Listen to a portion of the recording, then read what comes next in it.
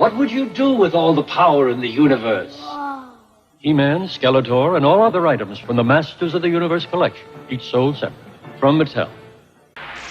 He-Man and the Masters of the Universe.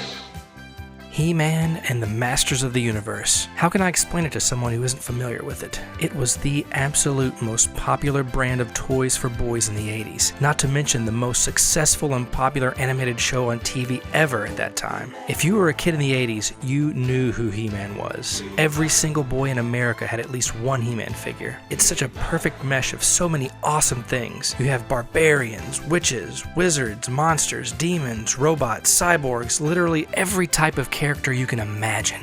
It's like Conan meets Star Wars meets Superman meets Lord of the Rings.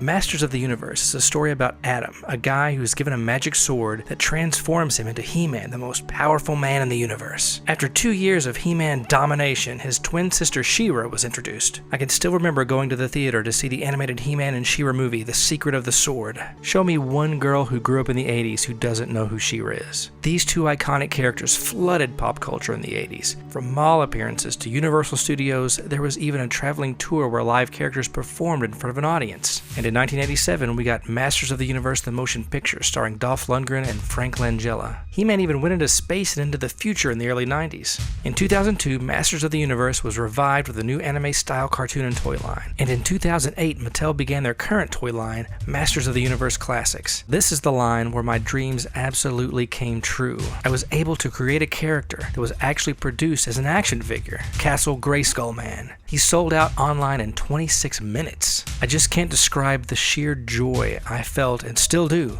And now I've had the distinct honor and privilege in writing and directing this Masters of the Universe fan short film. To me, He-Man is more than a cartoon or a toy. Each episode contained lessons and morals that have stuck with me to this day. I used to ask myself as a kid, what would He-Man's friends do? How would He-Man act in this situation? It takes me back to my childhood, a better, more innocent time in my life, where everything was wonderful, when all my deceased family members were still alive, when there was no responsibilities, no worries. When I look at an old action figure, I don't see a toy, I see a memory of my parents, grandparents, family, friends, the people who make life worth living. This film is dedicated to them.